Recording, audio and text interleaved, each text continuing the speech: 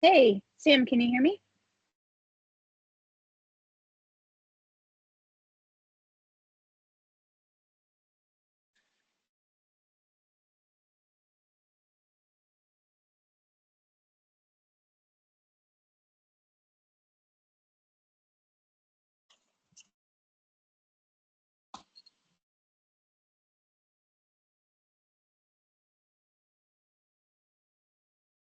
Can you hear me? Sorry, I think it was muted. Oh, yeah. But you can Yeah, hear me cool. too? Yep. Yay. I think we're I was just saying, waiting for I was them. saying I don't use Teams for my phone actually that much. I realize, I know. which is totally fine. We're driving to Moab. Oh, nice. Yeah, I'm down in Boulder, so. Cool. I was like, we're What are you doing doing in Teams. Moab? We are going to ride the whole enchilada. Nice. Have you heard of that, Phil? Yeah. Yeah. Yeah, That's yeah. awesome. So do you know Galen and Adam? They live in town. I don't think so. They're friends of ours, and they've got a baby, and they were like, we're going to ride the whole enchilada, and we'll watch and if you guys want to watch Oaken and one day and take turns riding, we're like, yes. So Oh, man, that's so great. I love it. Got to rally when there's childcare for adventure. Yeah, totally. I love it. That's great. Alex just texted me. She said they're just setting up. So, Okay, and somebody cool. else is on too. Who else is on? I don't know. A phone number. I see the number. Yeah, I don't know who it is. Yeah. Who else is there? Just saying, hey. I'm here on dial-in. Luke. Oh, cool. Luke, how's it going? Good. I am wrapping up my chores at King Supers. Nice.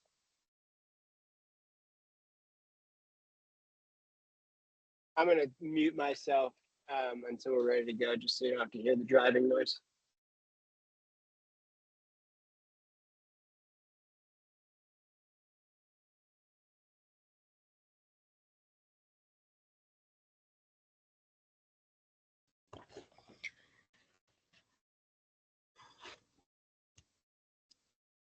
Lindsay, who makes the dog? Cosmos Bakery and Wheat Bridge. You go all the way to Wheat Bridge? We found them when we were in Lakewood. Oh. So yes. Oh, when you were living down there. Yeah. Oh my God. Her dog. Wait, is Quinn too? So we've had her over 2 years. Yeah. Oh, you That's not our know second her guy. birthday? We do. It's like same day as Ruse. So in order to have more days to celebrate, yeah. Yeah. Oh. Sorry, none of the Wi-Fi. It never works for me Are either. you making any progress? I'm making progress, but very little. You want a hotspot? I have my hotspot doesn't work. Oh, nothing is working. It used to be Can you guys hear me? And everything was set up. We can, or I can, yeah. Yeah, I can hear you, Nikki. This is good. Okay, how's the owl doing?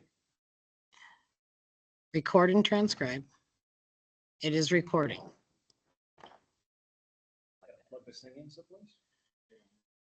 You got to plug it into me, I guess, and then. Hi guys, sorry I got dropped. That's all right. We're still struggling. As per typical, we've got technical difficulty because no one told me that I was running Microsoft Teams for my first time without instruction. Oh yeah, right. Whole new system. Yep. It works pretty good on Tuesday for the CAT meeting. Well, unfortunately, nobody walked me through it, so I'm not really sure. Well, I'm guessing parts of it. I mean, I can hear you guys fine. Yeah, I'm glad you can hear me. It's better than we were doing on WebEx.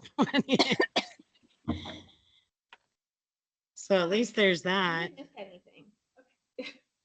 There's the customary. Yes, I'm gonna start putting on the agenda, shuffled around technology. That one you can't sit in, Casey? What? That one's no good? Okay. Oh, thank you. I can move this out. Okay, well, it does say that it's recording, so this is good. Yeah, it's when I got on, it said it was recording, so it's telling people too. Okay, that's good.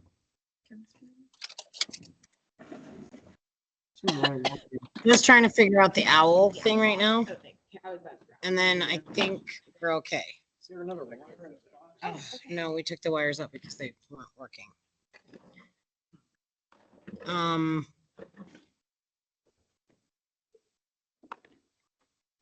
Do you have a camera?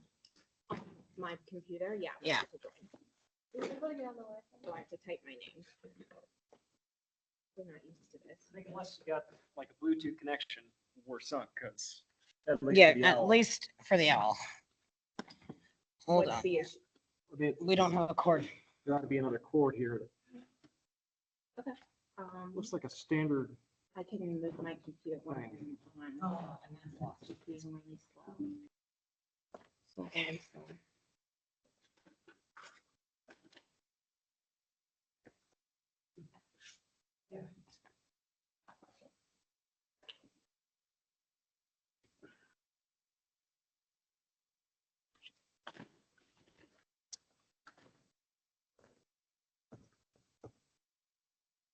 I do feel like it's the Wi-Fi in here.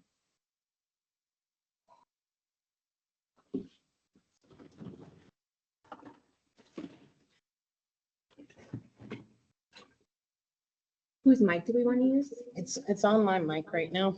Okay, so I need to mute my computer. That I could mute mine. You could turn yours on because it's recording either way. And then so there's the other one, because I think where's the closed unit? Okay.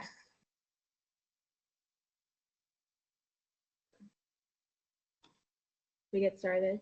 Yeah. Okay. Let's just turn it up. Who is on? Kat, Sam, Chris Kelly, and a phone number. Okay. Okay, let's get started. If the phone number. Phone is Luke. Oh, phone is Luke. Oh, phone is Luke. Okay. Hi, Luke. That helps for, what do you want me to I do? was just giving you my mic. Oh, okay. Giving you my mic. Technology is so hard. Okay, I can't look at myself twice. That's really confusing. Let's do, attendance. CT, Here. Lindsay. Here. Casey. Here. Nikki, we don't take your attendance. Alex, here. Kat. Here. Sam. Here. Luke. Here. That's everyone, right? Yep. Yep. Okay. Caroline, when the trade response. I don't know what the best thing to do is. Can y'all hear us okay online? So if you turn your camera towards the crowd, you can use my. Yeah. Yeah, I can hear you on the phone. Yeah. Great. Yeah, I can hear you too. This is Kat. Actually, would you guys mind just letting us know who's there in the room? I don't have any video. Oh, yeah. We have the PROSAB members who just said yes, Nikki, and then 2 applicants for the alternate role, Caroline And and Jim. That's it. Thank you. You're so welcome. Thanks. Take it and turn it around and take notes. Take my computer. Yeah. Okay, I can use the agenda on my phone. Do we want to approve the minutes from August? Motion to approve my August minutes. Second. Great. Lindsay? Why did you look at me that way? Like, what am I supposed to say? Yeah. CT? Yes. Alex? Yes. Casey? Yes. Kat? Yes. Sam? Yes. And Luke? Yes. Great. I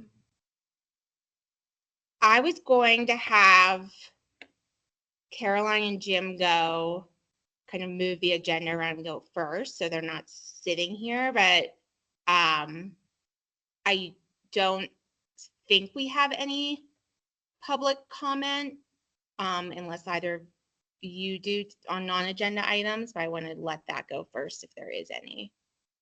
I don't think so. Going once, going twice. Okay. And then I doubt, like, I don't think Macy told people. Did Macy tell people a certain time? Because I She don't. just said come here at 5:30. Okay. Mhm. Okay. Then I feel fine since Nellie isn't here proceeding. How have we I'll done back this? your decision on that as well. Thanks, Sam. How have we done it in the past? Have we had folks just introduce themselves? Can someone refresh my memory? Yeah. Yeah. Okay. And then just, I'd like to be on the board and, I guess, yeah, maybe some highlights from your application. Yeah. So I think if each of you takes a moment to introduce yourself and why you're interested, and then if anyone has any questions, we can do that and then go to the next person. That works. Yes. That's fair. Okay. Oh, thank you. Okay. Yeah, folks on the phone, let me know if I'm speaking loud enough. I'll try to speak up a little bit, but my name's That's Caroline. great, Gazan. actually. What was that? But it's great. Oh, okay. Oh, I was just saying it's great. Awesome. My name's Caroline Gazan. I moved to Ned about 16 months ago and have really enjoyed being here. I live here with my husband, Jack. He is on the Sustainability Advisory Board, and we both are really committed to getting involved in the community. I teach yoga at Tadasana Studio in town. We live right near the elementary school and are hoping to raise a family here. And I'm a very big outdoor enthusiast, so I love using the trails around Mud Lake and Caribou and the outdoor open spaces whenever I can for running and biking and backcountry skiing and cross-country skiing. And we just got a puppy, and so we'll be walking our dog on these trails all the time as well, moving forward once he's got his latest shots. That is a little bit about why I'm excited about the role and just getting involved, but I'm happy to answer any questions that you guys have and share more about myself outside of this this kind of passions of outside work. My full-time job, I work in consulting with Deloitte Consulting. I work in our public sector consulting practice, so I actually work with government officials most of my days. It depends on the project, but I work with federal, state, and local, as well as nonprofit clients.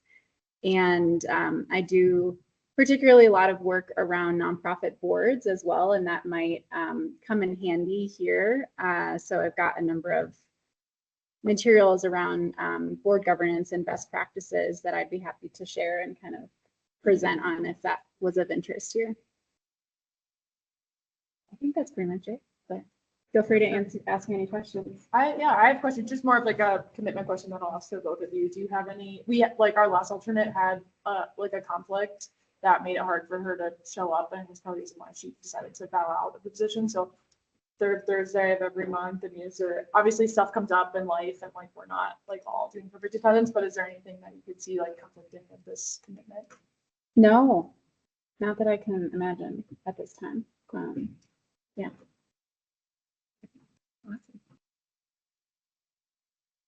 This is Kat. I have a question. Yeah. For Kat. Thank you for sharing and welcome. I'm just curious, based on what you know about the projects that PROSAB works on, and if you don't know a ton, that's totally fine, but just in general, like based upon what you know that we do as a board, like are there any particular projects or things that you're like most interested in getting involved in? Kat, do you think I should read out our goals and be helpful there? You're cheating. Oh. I've done my homework. Okay, go Yeah, for it. I can Go for answer it. Yeah, no, I am really excited about some of the work you're doing, kind of formalizing some of the informal trail systems that are in NED. I also am really passionate about the wildfire mitigation. So as part of my work in my career, I work with U Boulder's Earth Lab, and I have worked for over a year focused on wildfire prevention, mitigation, and response related projects. So that's something that I'm really passionate about. And yeah, just living in a fire prone area, definitely am excited about both wanting to keep the trails and outdoor spaces safe for everyone and wanting to maximize participation there, while also maximizing kind of safety and long-term preservation. That's awesome. Thank you. Yeah. My question is, I know you haven't been in town that long, but can you tell me some of the things that you've been involved in with the town, or like that involve the town Nederland? Not necessarily job or hobbies, but like what have you done and learned about Nederland since you've been here? Yeah, do you mean just like socially or Sure. yeah. Take that how you want to take it. Okay, I'll take that how you want. Well, culturally, I have really loved the culture of the town of Nederland. I think that I mean, in terms of trying to get more involved, that was part of why I volunteered to teach yoga at Tadasana, was just to meet more kind of regular townspeople and be a public face in a business as well. I spend a lot of time on the weekends at Knotted Root and really love all the music there, as well as the music down the street from me at the Caribou Room. I think that kind of like the historical roots of the music culture here in Ned are amazing. I was a huge Leftover Salmon fan before I moved to Ned. And so, yes, I feel like there's lots of just really fun facts and things that I'm always finding out. And then I also think that the mining culture is really interesting. When I'm out on the trails, I really enjoy seeing kind of some of the mines. We have a Nederland history book on our coffee table that I peruse when I have the free time. And yeah, so just in general, I would say being around town, I love that everyone has always been super welcoming and friendly. We bought our house from John Mountain, who used to serve on the BOT. And he invited us to his going away party where we met Billy. And it was great, kind of, before we had even officially moved to Ned, having met the mayor and having a great conversation with him. So I feel like it all just kind of comes back to that culture that we have really, really loved here. Cool. Thank you. Mm-hmm. I think one of the hardest things is finding time outside of like work-life balance to also be effective and kind of follow through with things that you're tasked with on the board.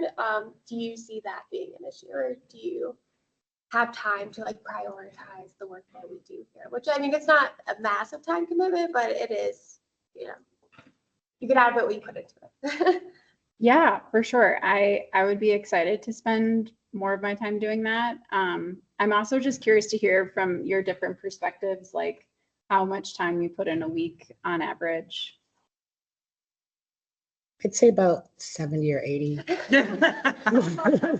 It's just me. If only the rest of us were paid. You're not paid. And I don't think it's even a week. I think you look at it a month because we only meet every month. And it honestly ebbs and flows for me. Like I was putting in a ton of time when we were meeting with rink staff or pro stuff. And like that was like multiple extra meetings per month. Winters tend to be slower. Yeah. Yep. Or like the volunteer, like I would love to have more volunteers, which we can talk about later in the meeting. And some of it's just like emailing. And Lindsay, Casey chime in, or Kat and Sam. depending how much one gets involved, it could be a commitment of a few hours every month, or like this month, there was a big event that I was very involved in. Can feel like having another job. Yeah, depending on the project, I suppose. Yeah. That is, you reminded me another area of interest. Because we also live very close to the rink slash tennis courts. I play tennis, and I was disappointed by the lack of nets being up until towards the very end of the summer this year. And so that's something I would love to, be maybe supporting of. I also love disco skate. My husband and I used to drive up from Boulder when we lived in Boulder to come to net disco skate. So just that fun fact.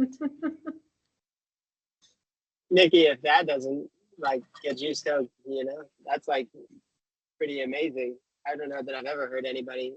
Do a lot of people drive up for that? For disco night? Nikki? Hundreds of people come to disco night, Sam. Hundreds. That drive up for it? Yes. As well. They come from Well, all there you go. over. I've never been, so Oh, I'm not dude, a you're good missing person to talk about it is my favorite thing to do. It is so much fun. Yeah, I think that's this is Kat again. That's super helpful to know. Do you think just echo what people said, the in between meetings definitely ebbs and flows? There's some months where there's little to none, and then there's other months where it's a significant amount. I think one of the things that we're trying to do with the goals that Alex mentioned is have each person on the board be committed to one or two goals. And again, they're generally not going to be hours upon hours every month or whatever, but making a little bit of progress every couple of months on a set of important goals, whether it's being involved with or something else, or being involved with volunteer efforts. So that's kind of it definitely is on a spectrum, how much time people put in, both depending upon the year and depending on the projects, but yeah, so I don't know if that really helps to be very specific, but that's kind of how it's set up right now. And then there are events, right? So CT did this freaking amazing fire mitigation event last week, and a couple of us went for a couple of hours, or Casey did a weed pull last month, and a couple of folks went for an hour or two. So there's stuff like that too. Yeah, I was at the fire mitigation event. It was great. Oh, yay, fun. Awesome. Should we move to Jim? Any other questions? Yeah. Ellen? Yeah, I was just kind of waiting for clearing there. Is that Luke? That's take it? Yeah. Yeah. I can. Yeah, this is Luke. Go ahead. Sorry, I couldn't hear all of that, but yeah. So I guess we're actually kind of neighbors, so I can relate to a lot of your favorites about trails and the rink and Mud Lake and stuff in our neighborhood. And I think the main question I am wondering about is how do you feel about organization and coordination of groups of people? One of the things, just as we were talking about the CT's, Saws and Swaws event last weekend, which was really impressive. It was huge. I think we had over 30 people turn out. And that really kind of highlighted in my mind, our ability to coordinate a group of volunteers to really just power through a huge amount of, manual labor work. But it takes somebody to really plan and coordinate and it takes a lot of work from at least one person on the PROSAB board to make that happen.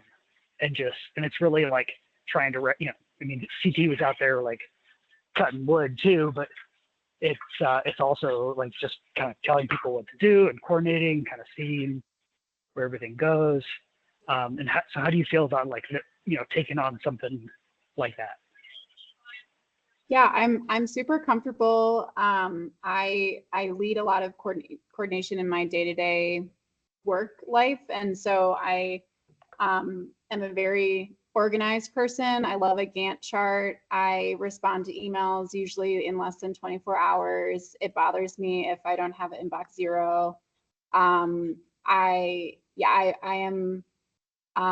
I've planned events that are over 200 people before, and led kind of PR outreach for trying to market those events and get them out. And have also, as part of my day-to-day job, I lead a lot of partnership building with community-based organizations as well. So I'm very familiar with working with local community-based organizations. In my current work, for example, I've been working on a project for over a year focused on adolescent mental health in rural America, and we are primarily working through YMCAs and other community-based organizations in rural Montana, New Mexico, and North Carolina. And so that requires a lot of coordination and communication every day, kind of planning phone calls, events, marketing, things like that. So definitely very confident and comfortable with taking on those skills and roles.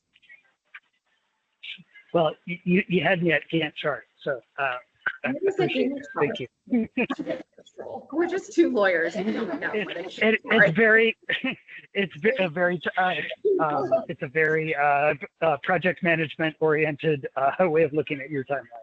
Okay, thank you. Maybe I should utilize one.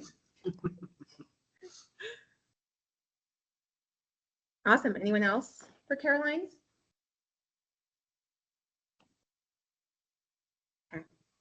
Kim, you're up. Yeah, I'm Jim Navratil, and I'm very impressed with Caroline. I think that she's going to do a great job on the board, and I'd like to withdraw my nomination. Oh, thanks, Jim. So That's so I think you'll be sweet. perfect. And I could never do half the job you could. I'd say I that appreciate your engagement. Yeah. Jim's Come to been all a of our- regular in the 60 and Yeah. very engaged, and Yeah. we really appreciate members of the public, whether they're on the board or not, taking the time out of their day to be with us. So I hope that'll continue, and I hope you'll continue to make your voice heard.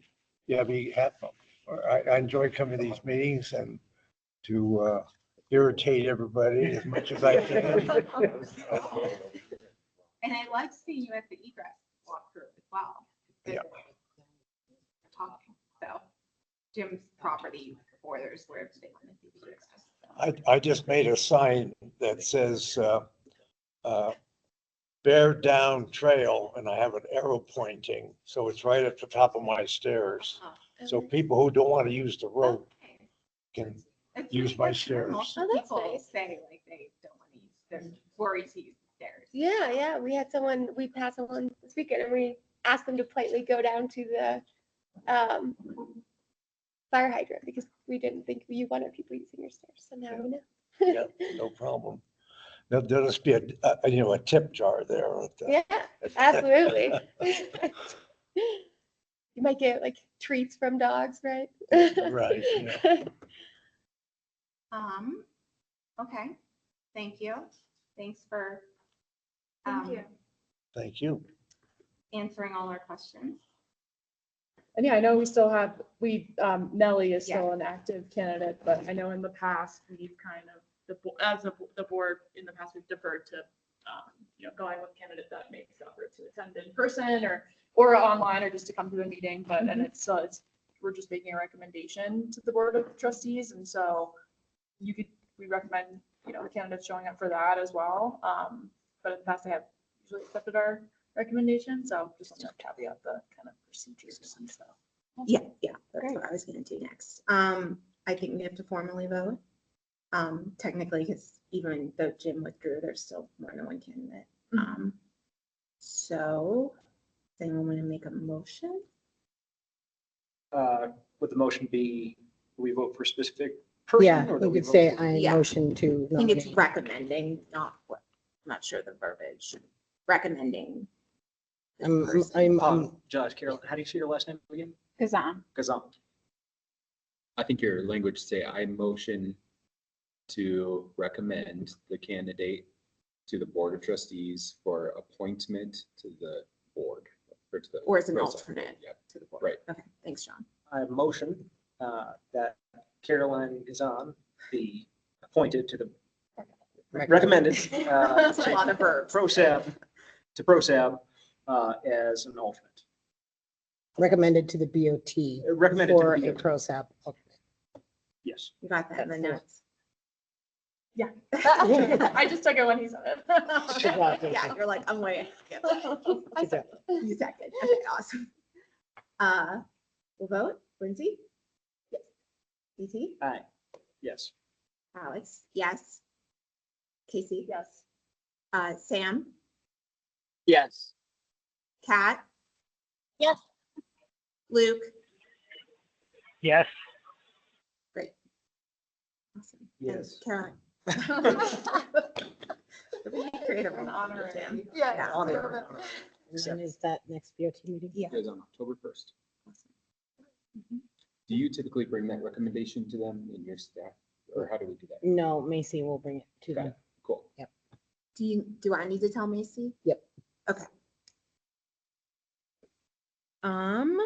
Awesome.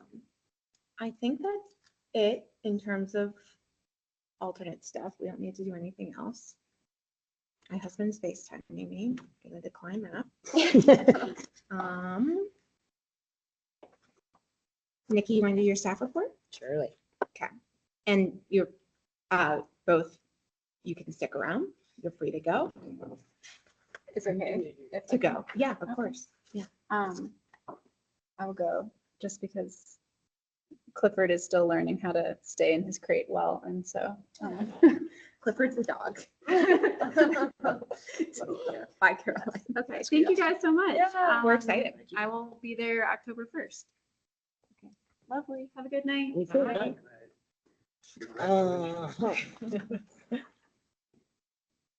All right. So we all know that the PROS plan is getting pushed out. The Safer Main Streets grant that we are working on that would improve or replace the sidewalks from the roundabout to basically Calvary Chapel Library area with the new beaconed crosswalks at Jefferson, or no, at the library, and then one at the First Street area, and new crosswalk striping, completely new crosswalk striping between the Presbyterian Church and the liquor store there. So that is actually ready to go out for bid. So we've gotten CDOT's blessing to put that out. It's likely that project won't be completed until May of 2025, but we're still ahead of schedule on that one, so that's great. And we did put out the request for applications, which are due September 27th for the Metro Football Fund money. That money is, after we receive the applications, we'll hold applications and review applications for about a month before we start dispersing that money. So that's exciting. Current projects for the Parks Department include the Riverwalk project, which is funded by the NDDA. That project goes between the pedestrian bridge and Chapita Park parking lot. It widens the trails on that section of creek, opening access points to the creek, new drainage, couple new benches. The NDDA will be putting out an RFP for the eventual S-curve ramp that will lead up to the pedestrian bridge for improved ADA access. The river accesses that we're putting in are awesome. We have some really cool rock features that create stairs that go down to the creek. We've got one that's an actually ADA accessible access point, so someone in a wheelchair could wheel straight down to the creek. Depending on flow of the creek, they'll be able to wheel straight to the creek and touch the water if they wanted to. So they're really looking good. Unfortunately, as we started to dig into this project, we found that a lot of the willows in that wetland area are affected by willow rust and black canker, which is a pretty gnarly pretty gnarly willow diseases. So we had to pull out some of the willows that are completely infected. Other willows we like tried to trim back, take off the diseased branches. We really tried to work with the willow. Some of the willows we took down to the nub, and knowing a willow, it'll grow right back. Other willows we actually pulled the full root. So it really actually widened the trail. And when it's all said and done, I encourage you to take that walk. It's a really friendly, I had a vision of how it was going to be, and the vision that I had doesn't even touch what is happening down there. It's really cool. Other projects currently are the mitigation efforts. Thank you, CT, for the effort that you put up this weekend. Was amazing. I was blown away by it. But other mitigation efforts are taking place in the area of the rink and in Old Town.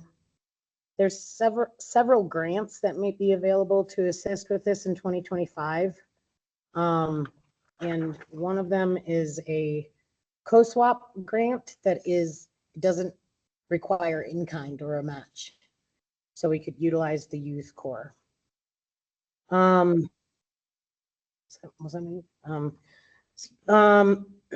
So Parks wound down a very busy and very successful summer season. The concert series, the Nederland 150 celebration, Ned Jazz Wine, Kids Fishing is Fun program were just a few of the events in the month of August.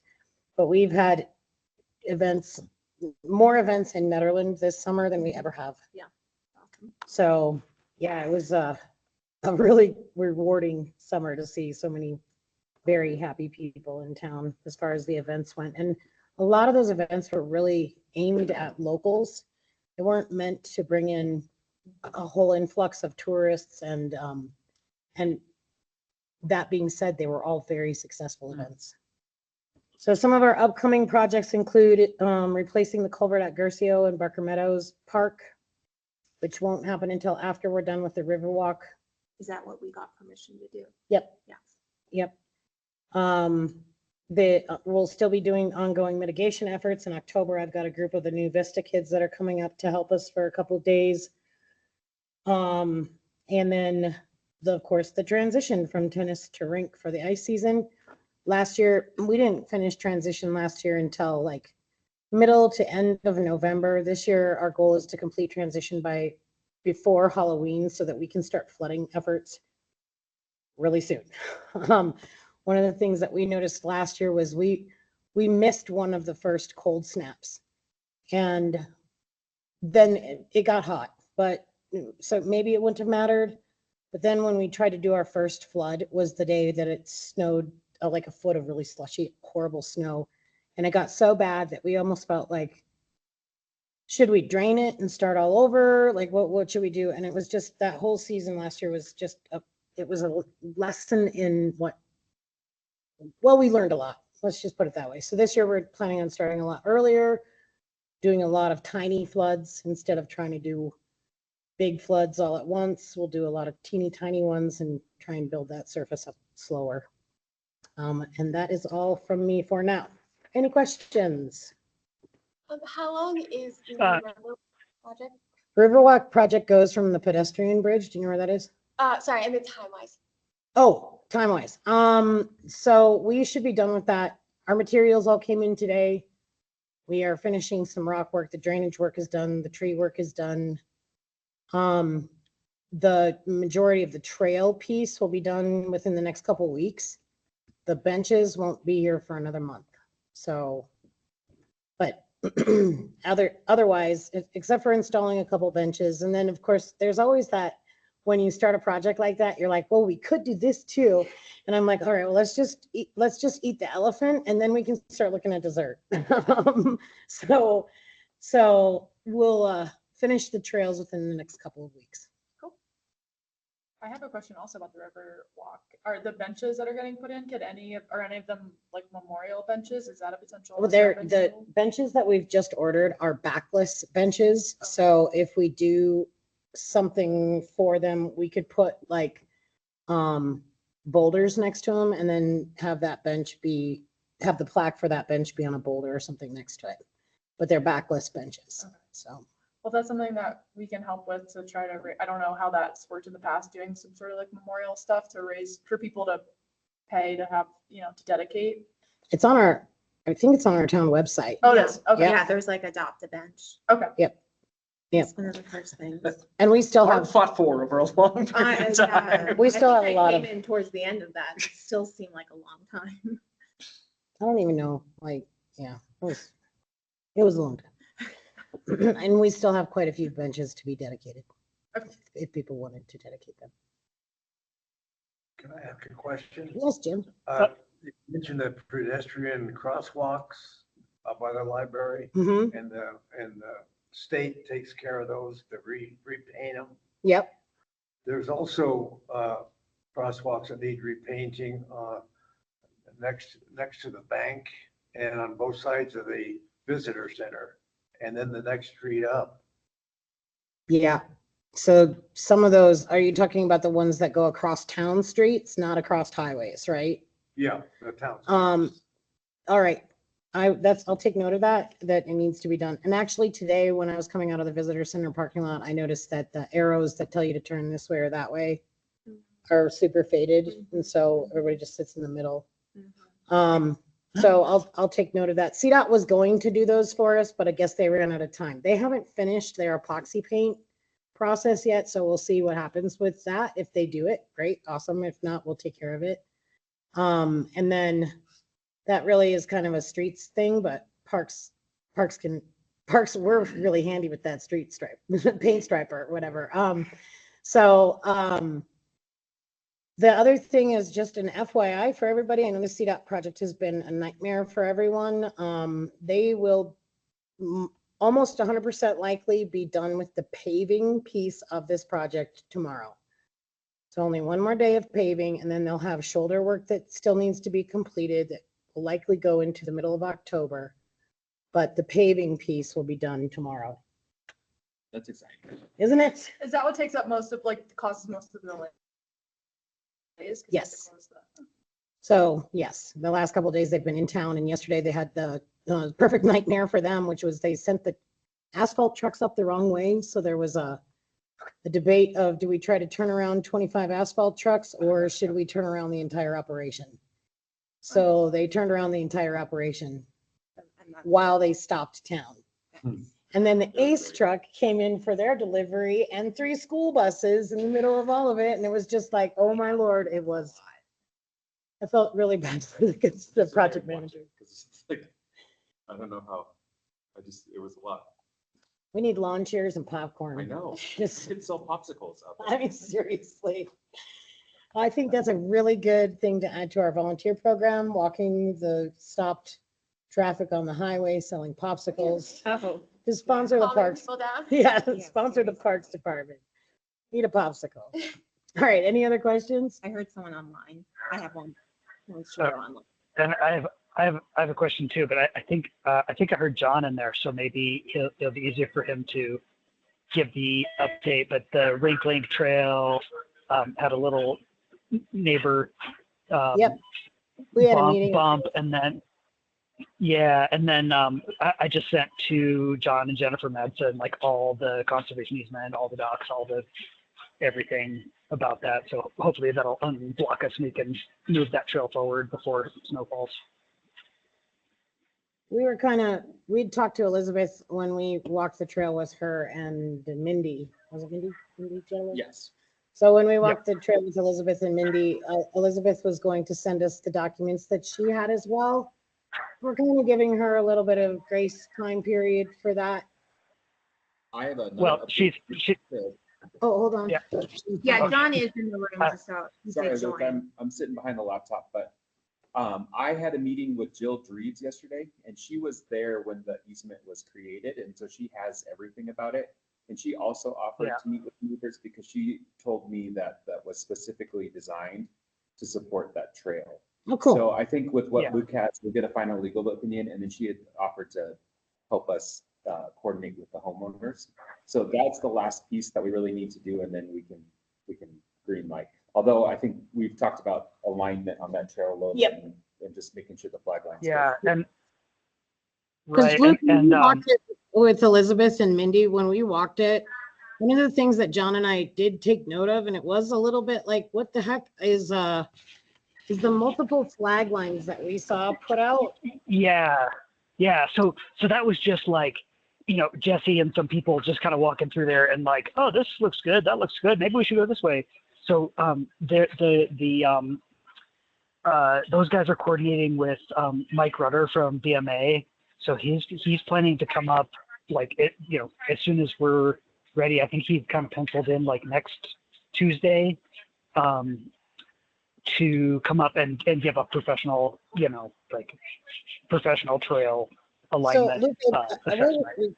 I will request, and maybe you can pass this along to Jesse, that myself or town staff is involved in this, because ultimately this is coming down to, I understand that you have a professional coming in, but town staff really needs to have the final approval on this. Totally. Yeah, So so I thought he had, I'm I don't know, surprised I've been a little bit on the fringe, but I had thought that they were reaching out to you. That was my understanding, was they were reaching out to you and John. But I guess maybe that's not happening. So I'll try and reinforce that they connect with you.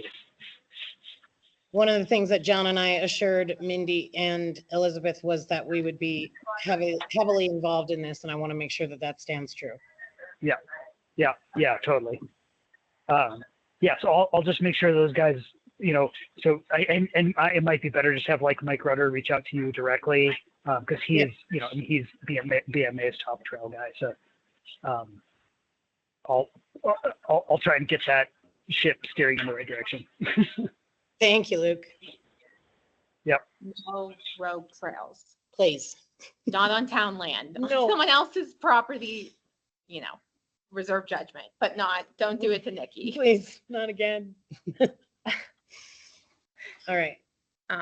Even though, Sam's famous now. So Yeah, he's famous. Netherlands world famous.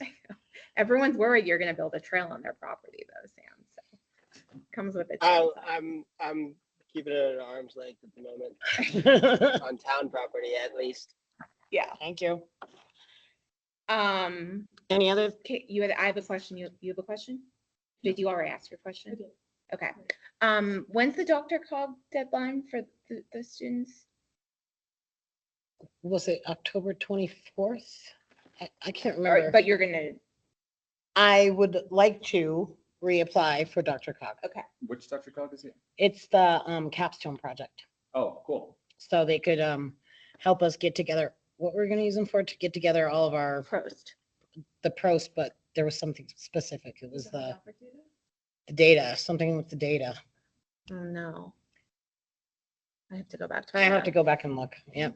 We'll have to go back and look and see where we were, because we were going to use the capstone students for something. Maybe we can talk about that if the deadline's at the end of October next. That'd be great. Or next. I'll actually is it you guys that are working on Prost with me? Who's working on Prost? I Or did we am. pause it?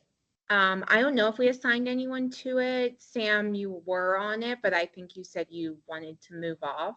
I know we paused Prost till after the first of the year. Yeah. But if the Prost team wants to help me with the capstone application, that would be great. Yeah, I'm trying to pull up your email where you told me the deadline. I'm happy to help with it. Cool. I won't be at the October meeting. I don't think this needs to be a meeting thing. And then relatedly, is the master plan still on track for end of year?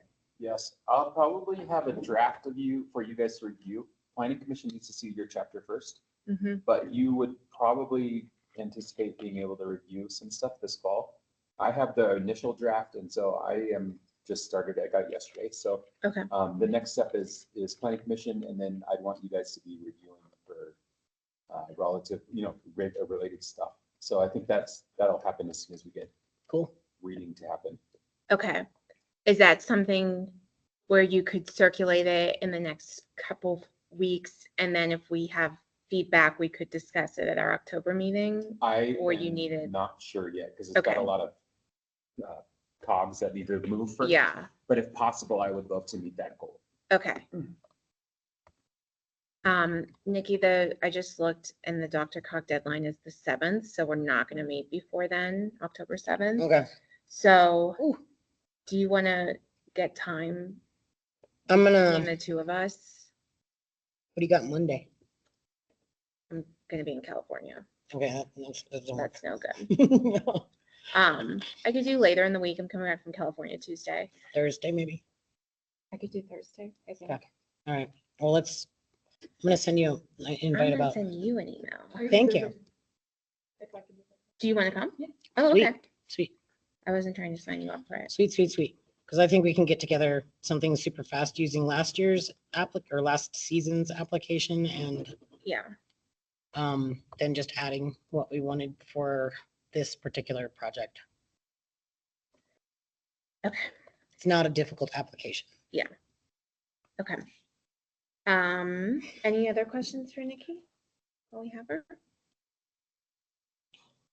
I just want to say thanks for having your employees help us with the winning meat pool day. That picture circulated of. I love one. that. Awesome. I think, and I know we were talking about streets earlier and I skipped over it. In the interest of Caroline's time, but I think the only public comment we got that wasn't about saws and slaws, because it's all kind of a moot point at this point, and I directed them to you, was just for the streets team and Josh Davis and his team making like a public commendation for them. you So I guys just wanted getting the PROSAB? I think they're getting like, it sounds like they're getting BOT stuff. Are you This guys getting one- any PROSAB This one was emails? I got that. Yeah. Are you? Yeah. Okay, just making sure, because I know for a while it was not. Yeah, this one was sent to PROSAB BOT. Maybe they're just sending to everybody. It was just, yeah, I don't know. Yeah, the Jeff's letter he sent, I think, to everyone. Yeah, I just wanted to make sure everyone saw that that- since we're there's gonna- no formal board We're gonna for be paving streets. that section of street that came up on the Blue L comment. Spring. So just from Jefferson right to Mm-hmm. the highway. Mhm. And we're gonna be improving the drainage right there. Mhm. So that culvert doesn't get blocked up every time it rains. Okay. That's probably gonna happen this fall Hey. if we. but- Hey, this is Kat. Just on the listservs, we are getting the things that go through like the town website, but I don't think we're getting emails we send to each other on PROSAB. So I think we're still having that problem. I've sent emails to people's direct addresses, but I think the listserv is still not working for us between ourselves.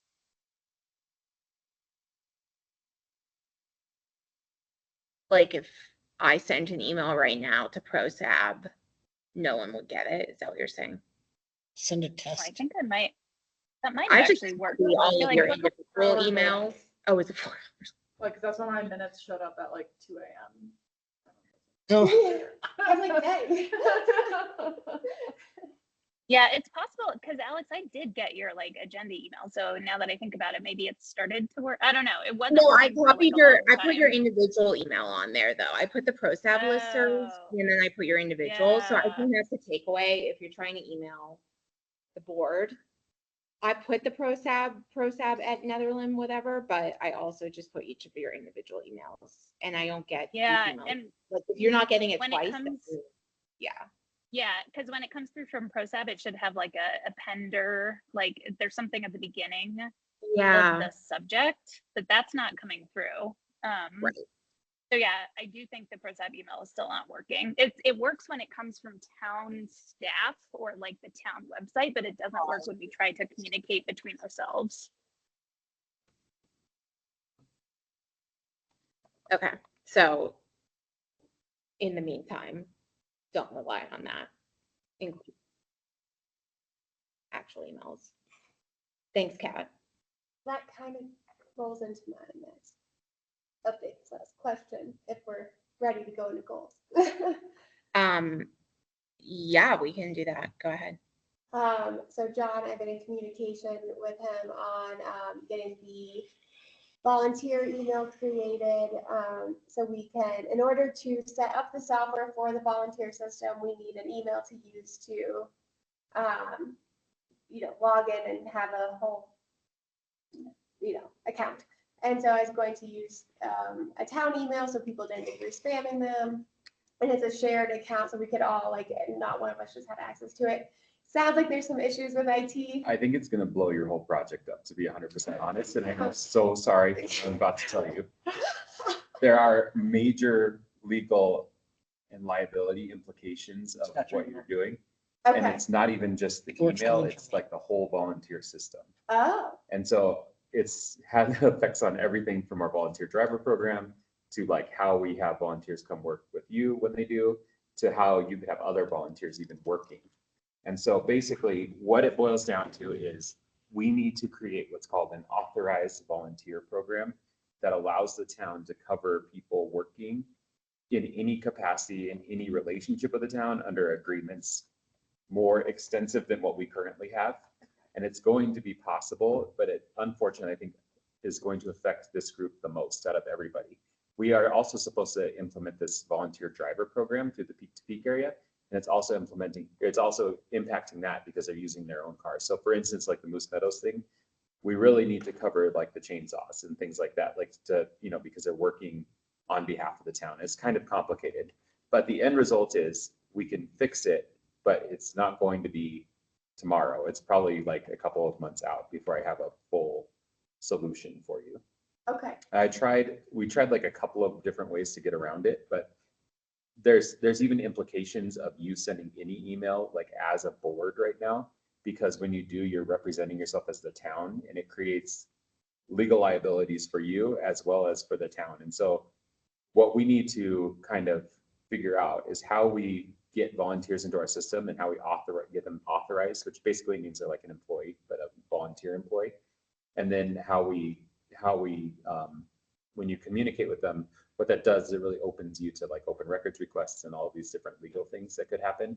And so we just need to make sure that there's like the structure for that from a governmental standpoint, so we can provide the transparency that comes along with that essentially. So I know this is not ideal answer, but what I would request is I think we need a little bit of time. We may be able to get this by your October meeting, like where it's kind of put together, but we need to figure out how to run volunteers the way that you need to, where it's not impacting you, but or it also just covers these issues for us. Yeah. I need it fixed by the time the rink opens. Okay. When do you typically open the rink? You know, in a perfect world, we'd have it open by the time Christmas break starts for the students. So Jennifer's working on it. I think that's a reasonable goal. All right.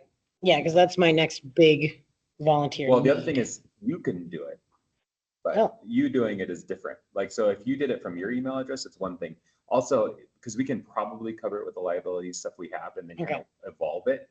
But it's just when outside entities are involved, it creates difficulties. And you're not, now I know you're not outside entity, but you're not covered by the town's insurance currently. So is this coming from, sorry, because I'm an employment lawyer and I deal with volunteers as well. Is this coming from an insurer perspective? Like what is the? it's our insurance provider, which is the SURSA, the Yeah. state internet pool. Yeah. And it's also like, there's IT implications here for like Yeah. points into our system and all that kind of stuff. So there's like there's like 7 distinct issues that we've talked about. Okay. Open the hornet's nest. Yeah. Yeah. Okay. But I would like to fix it ASAP because I'd also like to have our volunteer program for drivers working soon. Right. So, Right. but I am on it. Jennifer Madsen, our attorney, is on it, and I think we should have an answer relatively quickly. Okay. I thought we were gonna get you an email address and then it turned into like a not give a mouse a cookie situation.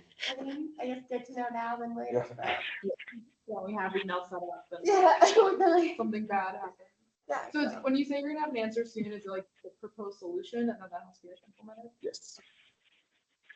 Okay.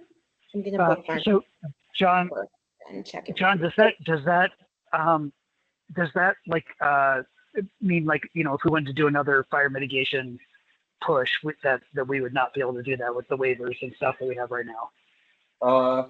It's a good question that you've just asked, and I don't know that I feel comfortable providing a legal opinion on that right now because, you know, it's a good question. But I think that what we can do is make that a priority to get this part figured out. And honestly, your part is easier than the driver program because it's just easier. So I'm hopeful that I'll have a good answer for you very soon.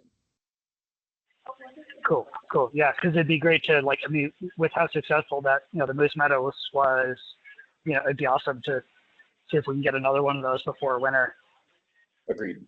It's the driver program is like, if someone needs a ride to a doctor appointment, a volunteer would take them to their doctor appointment. One of the things that we found is that we wouldn't just, like, our insurance would have to cover their vehicle and them, but we don't know what kind of driving record they have. So like Yeah, they're like the quality of their vehicle or anything like that. Yeah. So it was kind of and then covering them while they're acting is like a whole thing in insurance land. Like how, like if they were in an accident or if like a chainsaw caught a fire, like how would that liability work? Because it may not provide coverage for that person in that case, the way that we're currently set up. So what we'd like to do is set that up so that basically under this authorized volunteer program, they could be covered under our liability insurance. But there would probably be an additional step, like you'd have to like go through some sort of process to become an authorized volunteer. Yeah, like a background check. Yeah, it may not even be that extensive. It may be just like some kind of application process, but I don't know enough about what they're going to say yet. And Boulder County also is kind of weighing in on this too because of there's a bunch of pieces right now. What We'll does fix it it. cost to us to insure volunteers, like to the town? Is that gonna be like I don't a think it, stopper? no, not at all. I don't think so. I think it's more about just having that structure in place. So we're not the only people who do this either. We just haven't ever had this happen where we had to have that conversation yet. So I think it's just a matter of getting everybody on board and figuring out what to do. Okay. We will look for an update, I guess, next month. Yeah, I'll send it. I will Okay. also, well, I can send it to the whole group or I can just talk to you about it once I know what we're going to do, but I can be providing updates along the way. Yeah, okay.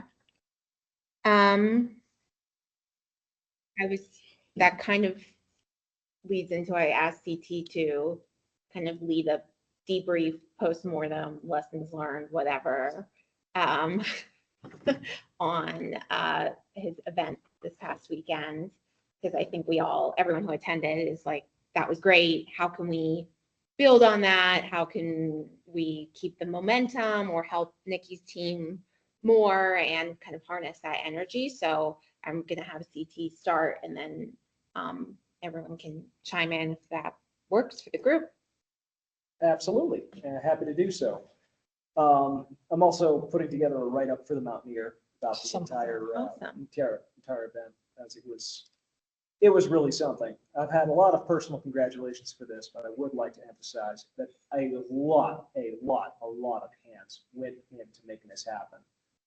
I would single out Bill Eichler, sort of local luminary and conservationist who's been, elbow deep in this from the jump. Dave Turtletop, who was there first thing in the morning and just ran truckload after truckload after truckload. This board has been behind this all the way. Our great town staff, Parks Department, which punches above its weight 100% of the time. I'll single out Brian, who showed up in person to chip in. The Boulder Watershed Collective, who provided some excellent fire mitigation information to locals and some evacuation information to locals at the barbecue that followed. The Saws and Slaws organization. This was not an official Saws and Slaws event. I want to have it for the record. But their template, their people were all extremely supportive. Many of them showed up and pitched in. Wildfire Partners, who helped arrange some professional sawyers from TNT Lumber Products, who were absolutely fantastic and really put things just like a whole other level of productivity out there. And that's not even near a complete list. It was a huge number of people and organizations. My wife was extremely tolerant of the entire thing. Really helped me out a lot. Thank you, Jenny. My mom really threw down on the ribs and the wings hard. That really was a lovely touch at the end of the day. So it was just a huge group of people that helped out. And to get started, I printed out flyers and knocked on 60 doors on Sunnyside Hill, and that's how this all came together. And I was expecting like the day before I had about 8 to 10 RSVPs, and that's about how many people I was expecting to show up. Maybe, 5 people, we had some chuckles, we got a truck, we clear a few things, and, then we have a barbecue after. That was nice. But to be safe, I printed out extra waivers, printed out 18 waivers. That was not nearly enough.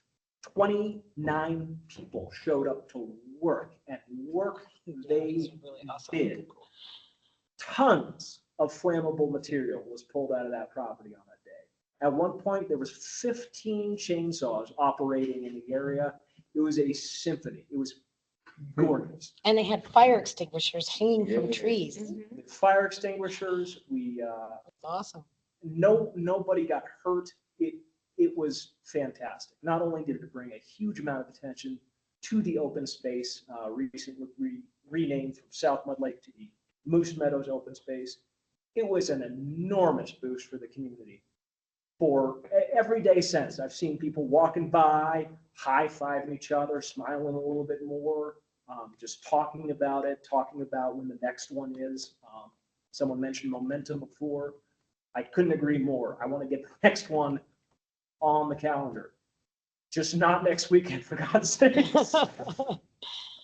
It was an enormous effort and an enormous success. And I was really, really touched to see so many people, hardworking people, take an extra day out and really throw down. It was great. I know a lot of people like to go on the forums and shake their fist and say nothing ever gets done in this town, and that's wrong. It's just dead wrong. And I think we really proved that. The community proved that to me this last Saturday. So it was great. I'm looking forward to getting the next one on the calendar. I'm thinking spring would be good, but I'm open to other notions. Awesome. In the parks budget, do you think we could look at sponsoring the food part of that, maybe like through your budget, so we can have these events and like? Well, in 2025. That's what I'm thinking, like maybe we can put together so we can get people fed and drinks. I think I have $20 in my meals budget line right now, but Well, let's see if we can talk to them about that. yeah, and in the past too, BNF has been awesome about donating food to events like this. There's other restaurants and things in town that have donated. The New Moon Bakery donates coffee every year for town cleanup and donuts and things like that. But Boulder Watershed Collective did provide some of like the cups and whatnot for the barbecue, as well as some of the vegetarian options. And it was potluck style. But I would love to put that in my own budget line. Well, I think if we had some stuff to support in that way, or whatever we need to support. There was a pretty hefty trip to Costco to make it all happen, but I was very happy to do it. Good night, Jim. Thank you, CT. Yeah, absolutely. I tell you what, CT on right before the event, when we were all walking the property, Bill Eichler and Scott Golden and all of us were walking the property, and you had said something about 8 people or so, and I was like, "That's awesome!" I thought, "Oh, cool, that's great." Yeah. And I showed up with Ellie and ran into CT and was like, "I can't believe it." There was busyness everywhere, things happening and everywhere. I turned and Ellie, my granddaughter, was like, "What's going on here?" I'm like, they're working so it doesn't start on fire. And it was just amazing. Super well done. Kudos. Where do you, I guess I'm just curious, and once our document before, I apologize. But I mean, I want to go like check it out, but when you say you want to do another event, do you want to do it in that area? Or are we thinking about like other parts of the town, or both? Or I would love to hear from Nikki what she needs mitigated. Certainly, one thing that was really clear to me is despite all those people, all those saws, there is still a mile of work to do on Moose Meadows. Yeah, And it's a big project. Moose Meadows is but a drop in the bucket in terms of what needs to be done for this town. It is an effort that's going to require more community engagement, more professional engagement, the hiring of professional sawyers, the rental or purchase of large equipment. This is a huge job, but it's attainable, it's doable with a community like ours. So Moose Meadows, big one. The rink area is another big one. But that's not where the fire department is concerned about. The fire department is more concerned about our Wingate property. And the Wingate property is, you know where Going towards Eldora. the telephone pole is? Yeah. Or not, Down. Fake tree. the fake tree, Yeah. our tower of glory. That is basically, That's where the Wingate property? no, that's like Downhill. downhill from there. Yeah. And then it kind of starts like right across from it, if you know where Jefferson and Pine meet the highway there in Old Town. It's across from Old Town up to that tower. Okay. It's kind of a double diamond shape. It's a weird shape, but that's one that the fire department, and it's got a conservation easement on it. The only thing we can do with that piece of property is put a trail on it. But the fire department is really concerned about that piece, knowing the direction that the wind blows and where our fire would likely come from. So that's one that the fire department's really gung ho. This next week, actually starting next week, I have the Mile High Youth Corps is coming into Old Town, and they are clear cutting 3 feet around every single fire hydrant. We're going to be putting in some gravel around each of the fire hydrants. Then we are also going to be doing some work on some of our town parcels, which include Tilden Park, Angel Park, and Ty Park, for lack of a better name for it. It doesn't have a name. FYI, it doesn't have a name. There's a little sliver of town property right off of Spring Street. I'm trying to think of the two streets that it's between, and I'm blanking them. It's between it's the street that the mayor lives on and the other street, those two. Okay. Um, Not really, so I don't know where he lives. The sewer pump over there? Or No, that's, that is a little piece of town land too, but, it's right in between two houses. And a couple of the residents in that neighborhood actually tried to get us to give up Oh. our right of way on that piece. by Tyson? By Alan, Okay. Alan Ty's house, yeah. Anyway, so we're gonna be doing some work on that property, on the Angel Park and Tilden Park. Like I just said though, Ty Park, I've been calling it fondly because Ty's the one who makes us stink about it all the time. In a good way, he's a good stinker. But, so that park doesn't have a name.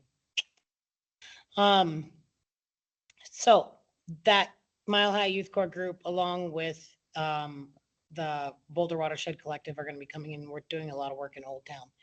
They're bringing in dumpsters. They got 6 or 8 residents to sign up for help with mitigation on their property. So they'll be bringing in some roll-off dumpsters to help those property owners. And because they didn't have enough residents sign up for the program, they offered to sponsor some of the town land that's in that area. And one of the things that came out of that was, clearing, there's not a lot of trees around the fire hydrants in that neighborhood. It's weeds and grasses and things like that. So they're going to take the fire hydrants 3 feet around to dirt and just make sure that the fire department has easy access to all of our hydrants in the Old Town area. Awesome. DT, do you think the energy was specifically tied to fire mitigation? Or would you think folks would have been excited to volunteer for something in their community, even if it wasn't fire mitigation, or were they especially excited for the mitigation? I think fire mitigation is on everyone's mind. Yeah. Certainly since we had a little scare earlier Yeah. this summer, but Moose Meadows is an extremely frequented area for anyone on Sunnyside taking a walk. Lots of people come off of Mud Lake and give it a look. It's just a very well-loved, well-traveled plot of land that people are very passionate about taking care of. So cleaning it up, making it more appealing, more open, and yes, the fire mitigation. I'd say was probably the secondary motivation for people getting out there, but everyone I talked to was very aware of what a danger that poses us. Okay. That's all. Yeah, I think fire mitigation is great, but just thinking of if we can plug people into other stuff. Go ahead, Kat. Yeah, no, I was going to say, I definitely agree with all of that. And I also think that and we've talked about this for other activities in the past, but this is, I think, the first time it's been truly kind of the center of an activity is making things neighborhood based.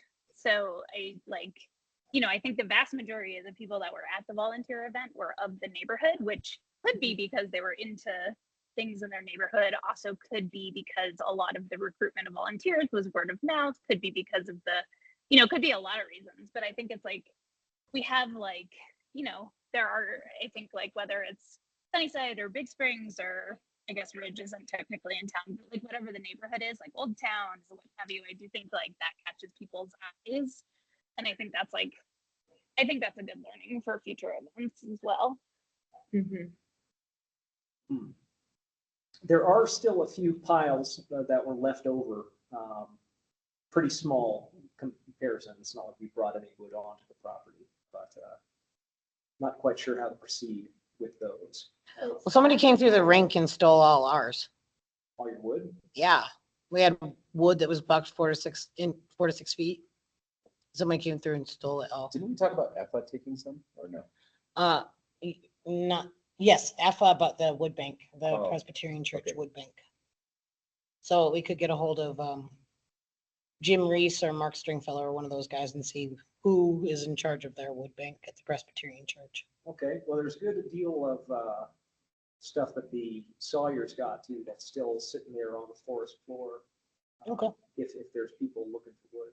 Yeah, we could maybe put there something was together. some of my employees Yeah. wanted the wood, and when the rink wood got stolen, they were really bummed because they actually had been stockpiling it for their own homes. So I don't think there's a shortage of people. no, there's not. Yeah. That's Yeah, one thing and that's that's easy to another do around huge here. motivation of the fire mitigation stuff, like come and volunteer, Yeah, Take take some wood. some wood. and lots of people are gonna have full wood stoves this Yeah. winter because Totally. they're Awesome. Any other thought? I mean, it's not clear to me whether we can do another one this fall, given the liability issues. I can't do another one. this No, fall. I'm not suggesting you do, but But this spring, do people feel strongly that we should try to do something this fall, or do we We might be able to coordinate it. If you guys really wanted to do it, I think between me and Nikki, we could figure out the volunteer fees. Mhm. Especially if it wasn't an email thing, if we did like you did, like a door-to-door campaign or something slightly different, I think we could get around the issue for now. The emailing is a And huge that's where it issue. really becomes a problem. Or So, posting about it on town. well, maybe we could do that, or we could have Peter post things Yeah. like in different places or push stuff out or. Right, but that's okay. Yeah, well, because I think right now the waiver we have, like it kind of went through our initial legal, it just didn't get the additional Yeah. stuff it needed. So I think we could use that waiver if we could come up with a program that works, but it just depends on if you guys want to Yeah. coordinate an event. I purposely kind of kept the distribution of this to the Sunnyside neighborhood because I didn't know what kind of response we were gonna get. Mhm. And if everyone with a wood stove showed up all at once, then it would have been complete chaos. So Yeah. someone eventually posted the flyer I made up on Ned Heads, but by then it was really kind of, everyone that was planning on going and RSVP pretty much. Mhm. And I think you're always gonna get a better response if you have a conversation with people first, even if it's just hey, we're doing a barbecue and a thing, if you feel like showing up. Rather than an email or anything on social media. Yeah. I love how analog you are. I can't help it. I work with computers all day long. You're really 80 years old. Yeah. It just feels better to me. And I can't argue with the results either. This Yeah, no, worked out totally. nice. Totally. It was very easy to get to too. It was very easy to get trucks. Mhm. We weren't so deep in that you couldn't take a car. So carrying out wood is heavy. So I think the location, the ease of the location. Because I'm thinking I was saying oh gosh, we should do this behind Big Springs again, not Townland. But it's just the fact that it's on the side of a mountain would make it just so much harder to accomplish. And so just thinking of how flat and close to the road it was. Yeah, and It was just really 10 years ago, there was some mitigation work done. They had done a lot of spreading of chips. And the road was all overgrown, but there was still a path through which Yeah. we could access the area. So that helped out a lot more. And we approached it a couple times beforehand. We walked the trail, so we had a plan of attack, which helped out. I can't wait to get back in there and do it again. Well, I can wait. I can wait about 5 to 6 months. Sounds like maybe the Wingate property could be the, like, it's ramping up to the spring. Yeah. I think for Big Springs, it is downwind of Wingate, no? Big Springs is downwind of Wingate. Yeah, so like there would be a local motivation. And so the other thing with that, there was a Boulder Watershed Collective from the Arapahoe Ranch project had extra leftover money. But there are talks happening of them taking that extra money and throwing it at our water plant as well as Wingate. We get the egress project to work.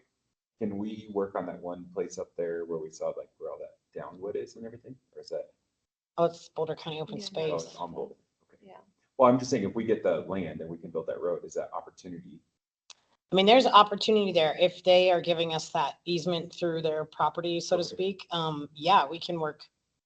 Absolutely. And I think that the egress is really going to present a nice fire break and it might as well clean it up while they're in there, especially if there's a road through it and we can just drive out, drive in.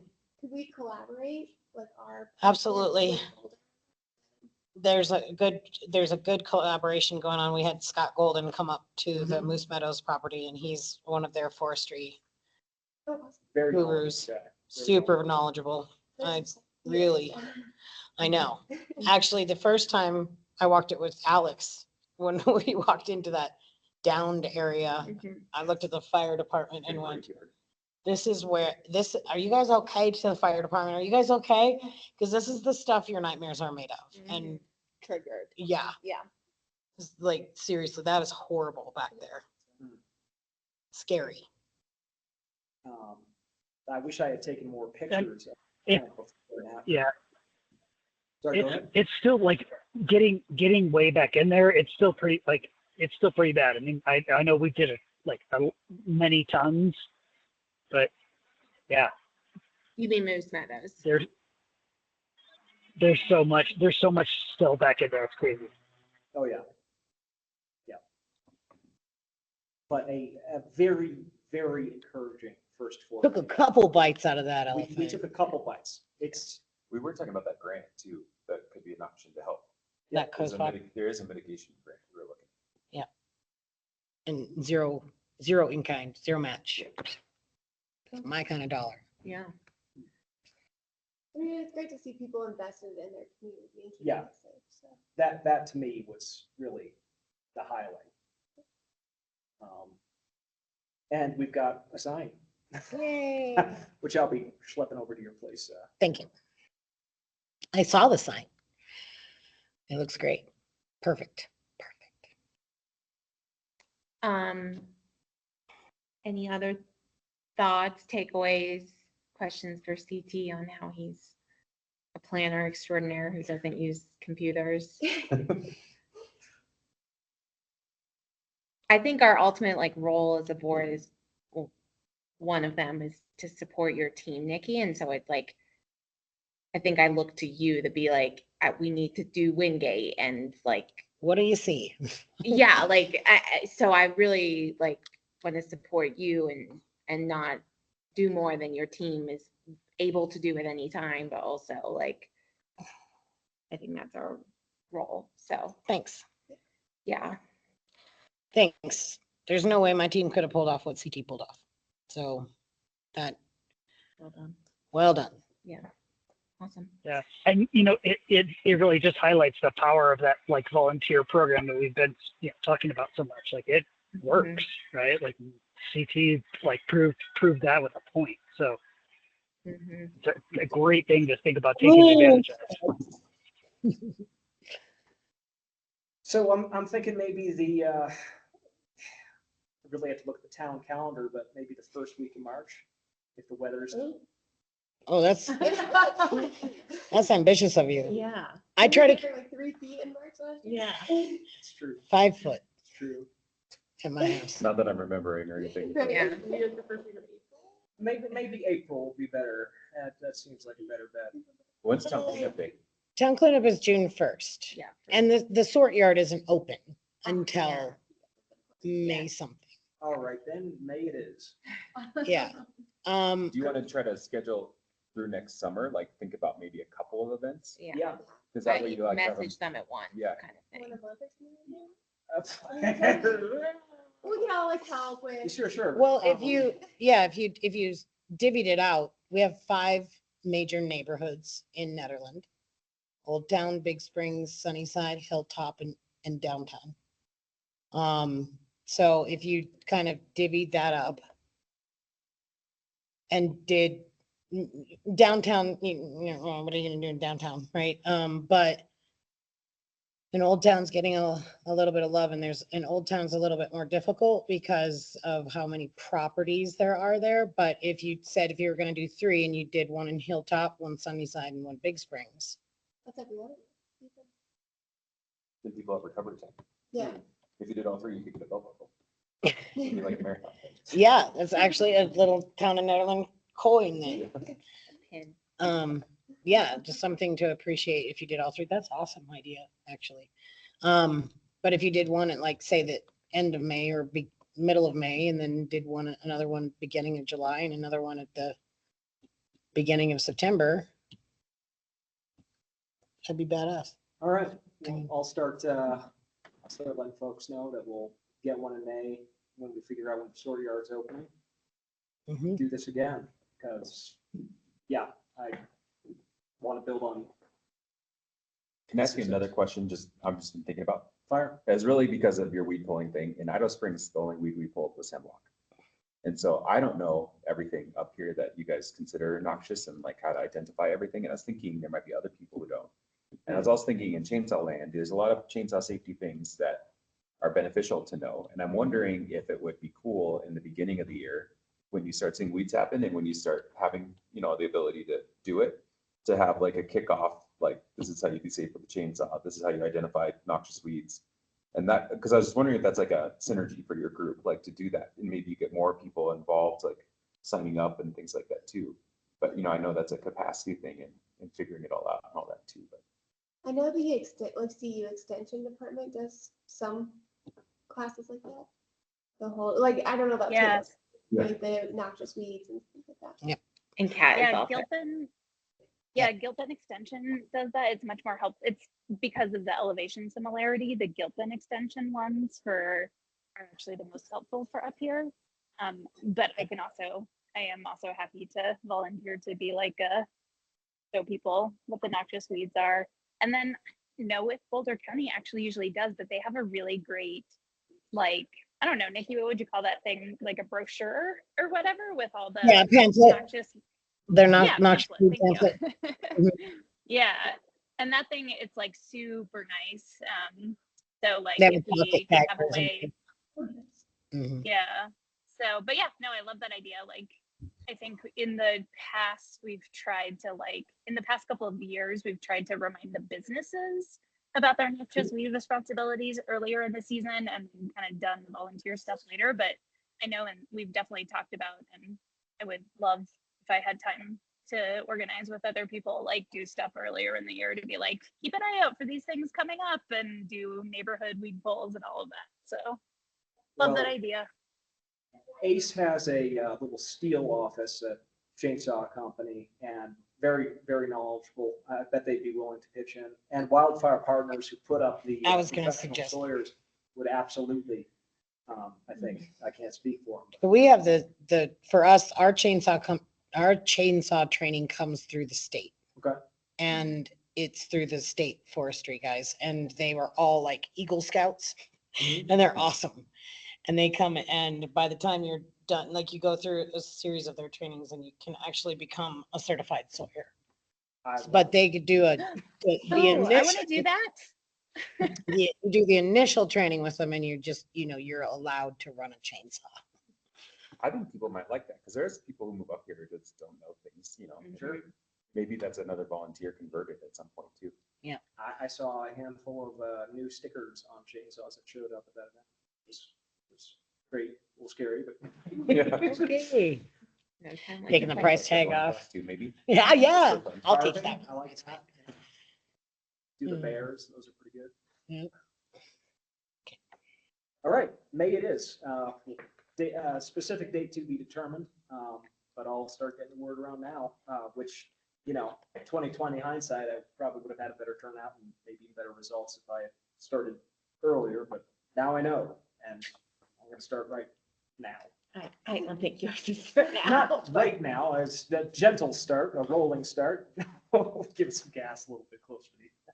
But yeah, I don't want to speak for Lindsay or Kat, but I would totally do one at Wingate. Like, I'm just more invested in doing one. Like, nothing at Sunnyside. Of course, Is, yeah. it's extremely unlikely to cross the reservoir, so I'm just way more invested in, not that. I also think Frames, but. I also think like, oh, I'm sorry. I was just No, trying go to say, ahead.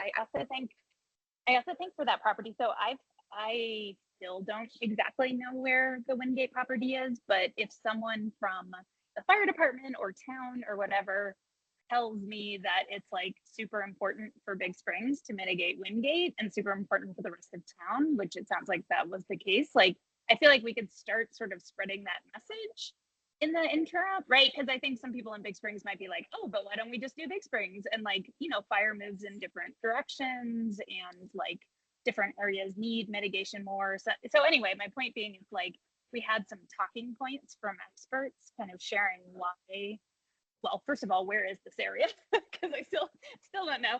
And also like, why is it so important for the safety of like our neighborhood and or the rest of town? And started sort of sharing those with people. I think like it's because like it seems, I think fire mitigation seems so daunting beyond any individual property that I think having an area for people to really like glom onto on that side of town could be really helpful.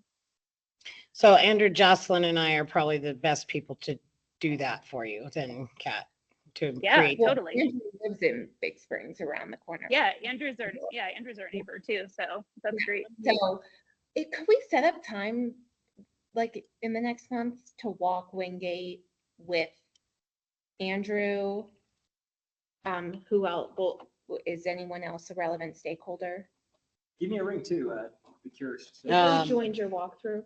Or Well, what do you mean a stakeholder? like who joined the walkthrough of Moose Meadows when you guys? Scott Bolden. Oh, okay. Yeah, that's actually a good one because he and I were talking about, and then Maya McHammer, who Okay. does the Boulder. If you can set that up, like while it's still walkable before I know it might snow this weekend, but it won't melt. So like in the next like month or so, I would love to go and we could invite, anyone else. And then I'm happy if Andrew tells me what's important about fire mitigation, I'm happy to summarize Exactly. that bullet points. I can't do that on my own, but I can summarize what he says. Kat, Lindsay, I'm sure you would. Yeah, wanna I'd love join. to. I was thinking. Yeah, definitely.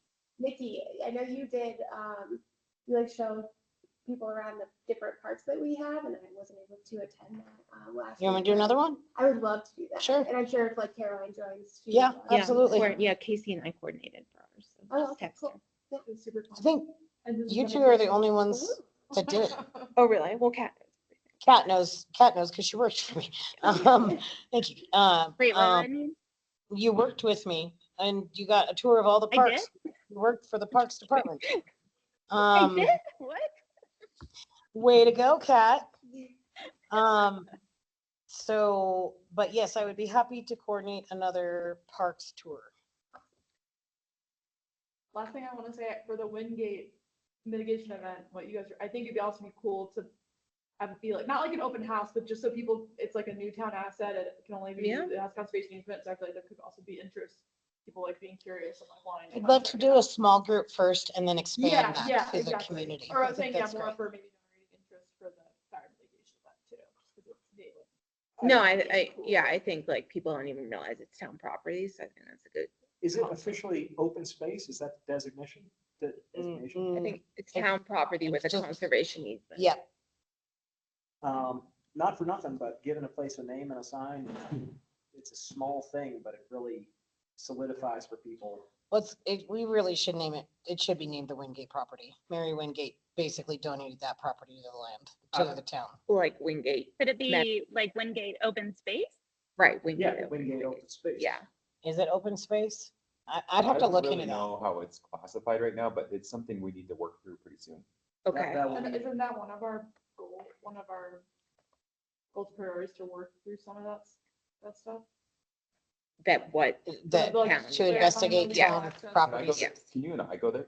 Like, Yeah. okay, I haven't ever been in there yet. Me We'll either. just invite, I mean, hard. So. Okay. I've been on the you can edges. Give a call if y'all are headed out. sounds like everyone wants to go. I'm I'm gonna gonna show send my you a staff. Nikki as a reminder, an email as a reminder. A Nikki as a A reminder. Nikki. A Nikki has an email. We're just gonna call emails Nikki's now. Okay, I'm down. Just name it all after. Okay, I'm way worse at keeping us on any sort of agenda or timeline than Kat is, so I apologize, everyone, but I think that's everything we had. Does anyone have anything? Did you want to talk about pools or no? Oh, yeah, we can talk about Okay, pools. I can do it later too. Well, I thought the only other thing is also the egress work session update. Oh, thank you. Okay. Oh my gosh, yeah, I am way worse at the, See what happens when you messed up agenda. the throwing off the order was what really doomed me for tonight. I was just gonna give a quick update of having attended the walkthrough, and John is here, so he can probably give a better update, but there were 3 potential routes presented by JVA, and I couldn't attend the whole thing, so only walked part of one of them, but I think the group was trying to walk them all. 2 go up the hill to Mag from Doe Trail, and 1 goes below the dam and kind of crosses and exits at the canyon. And I think the group learned a lot from their walkthroughs and is going to do some public outreach coming up, and John can fill in the I rest. can tell you guys a little bit more. We've met with JVA again following that walk, and it was really helpful. You know, you walk out, you see a line on a map, and walking it is different all the time. And so they learned a lot, which I think is really good. As you said, there's 3 routes that have been proposed to head up towards Mag, like you said, and then there's the 1 Boulder Canyon route. And so we met with them yesterday and their team, and we looked at some of the profiles of what the road would look like. Nikki was there, and Josh, our streets guy, was there, and then Fire was there. And I think that what we have determined, and Nikki, if I say this wrong, feel free to interject, but essentially what we are saying is that there are really 3 main stakeholders that need to be weighed in here. And the first one is JVA. And one of the questions that they need to be asking is it constructible? Can we build it? Can we build it in such a way it can be maintained? Does it create danger? Whatever. Those are the engineering questions. The other huge stakeholder in the room is Net Fire. And this road needs to work for them. We want to make sure they don't get stuck in a canyon where there's going to be a dangerous situation for them if they're stuck in there. We'll make sure that trucks can get up and down into the fire so they can do the work they need to do, and that they can have a reasonable expectation people can get out. So they're kind of like these 2 prongs of the chair or whatever. And then the third one is the public. And really the public is divided into different groups, because you have the immediate Big Springs neighbors, and you have the people who live really close to there, and the people who are affected by this road. You have the greater Ned community, which I think is also important to weigh in here. And then there's the town staff opinion, which is kind of important too, because we need to be able to maintain that road, and we need to make sure that we can plow it, and we can do all the things to make sure that if there is a fire, that folks can get out. So that's kind of how we've been thinking about this decision-making process. And then ultimately, those matrices of opinion will go to the BOT for a decision point. I think that the really critical thing is that if you talk to Boulder County, who's been a stakeholder in this, and their kind of people, and you talk to Ned Fire, the preference is to get to Boulder Canyon because it's a paved road that goes away from where they think in modeling, if Big Springs is affected that way, that it goes away from the fire that we will see. And so to do that requires something that we also need to take into account, and that is the fact that we likely will have to cross public or private property.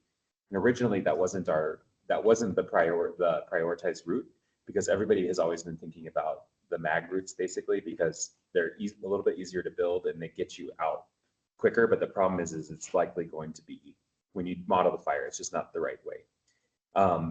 So I think what we talked about yesterday is that we'd like to have that outreach happen to those private property owners to make sure that it's a feasible route. Like, can we actually get to Boulder Canyon and get to the road there? That needs to happen first thing, and we need to make sure that they're in the stakeholder group dynamic.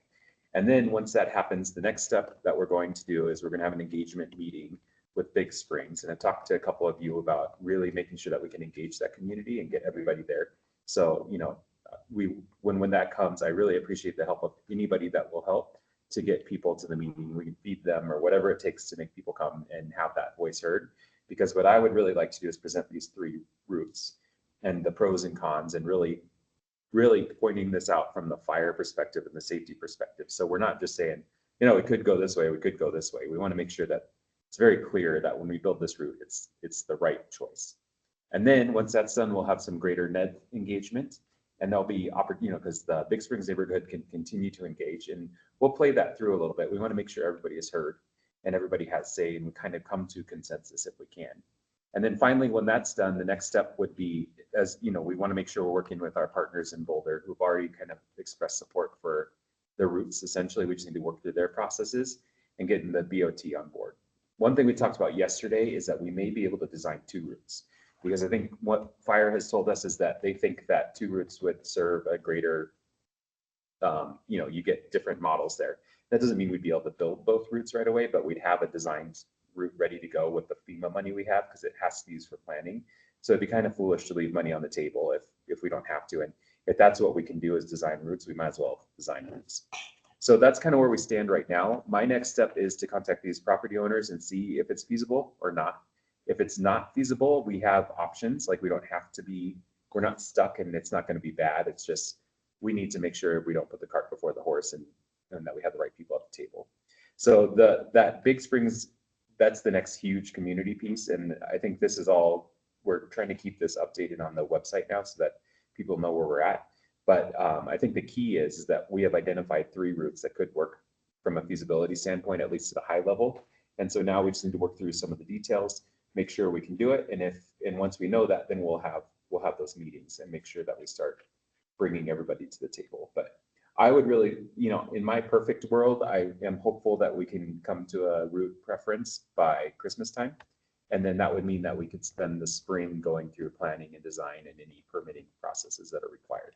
So I don't know if you guys have any feedback about what I've kind of suggested or any ideas to make it better, but I would really like this to be a new model of engagement for Nederland, and that we really show this, really what's called, like in planning often, as an asset-based approach to community development, where you really build it from the community support for the route, and you really make sure that the affected folks are centered in the process. And I think to do that, what we really need to do is have that fire, we need to make sure that we present that fire safety piece, because that's really the critical thing. We're trying to save people in this situation. So we want to make sure that that safety category is adequately presented.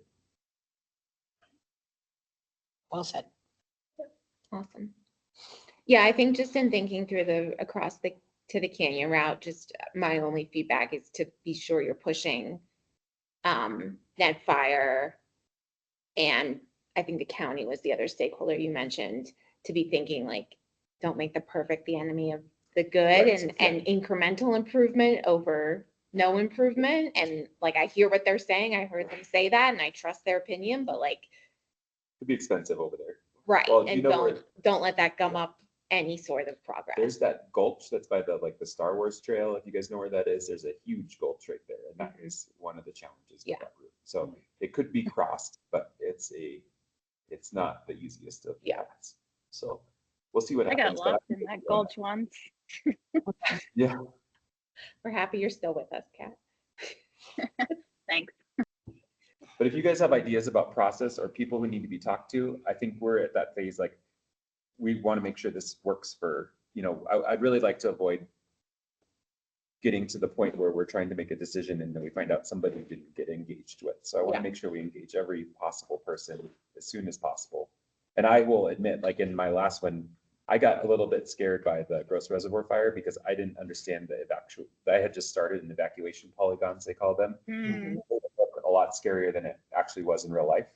But it also made me realize the immediacy of needing to fix this problem. And so I just tried to bring the stakeholders I knew together. And so I've contacted a couple of people who I know were needed to be contacted, and we're going to make sure that they're involved, and anybody else too. So that's kind of on me, because I just didn't have, I probably should have gotten a little bit more context before I called the meeting. So no, I appreciate the attention. Hey, John, this is Kat.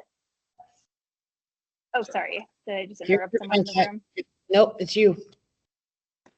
So the only thing I would love to know, I feel like you've got all the key, like nearly all the key stakeholders there, and I super appreciate all the thought you put into bringing everyone together and how this is going to work.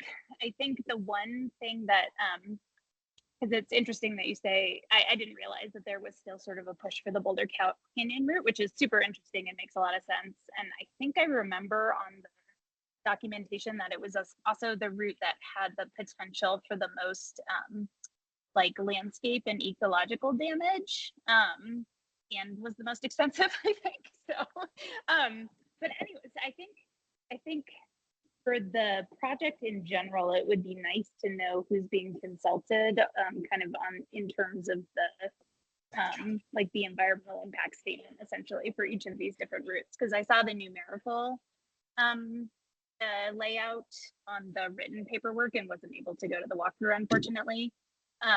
And I think we're avoiding the wetland. That was the concern last time, but I do think it would be interesting to know a little bit more. There was stuff listed on like nesting habitats and things like I know nothing about. And so it would be interesting to know where that information is coming from and who is sort of bottom line on the environmental impact statement and how it's being assessed.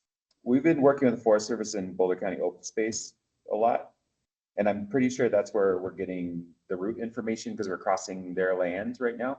But that will be something that I'll make sure is reflected in the decision matrix so that people can understand. I know I think I understand your question. So I'd love to follow up with you about that a little bit, but I want to make sure you have the information you need there.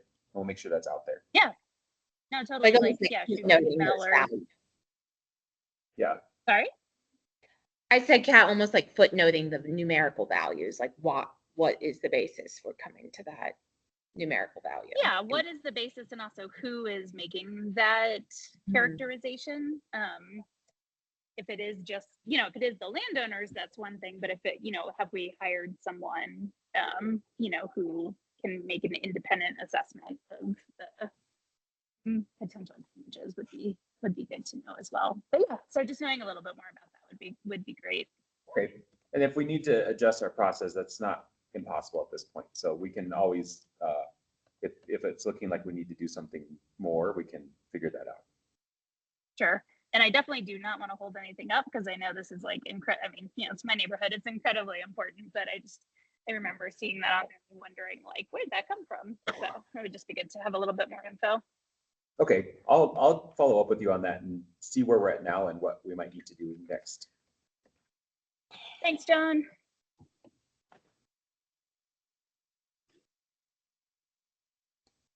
I propose we talk about pool, not this meeting. Did you want to circulate a pre-read for the pool, or you just want me to put you on the agenda? I really need to talk to you guys a little bit is more than Yeah, anything, and okay. then I can give you more information. But I'll put you on for October. okay, On my running list. Yeah, because I didn't hear from you. I didn't know you want to talk about I'm it. sorry. No, you're fine. Yeah. No worries. A little busy.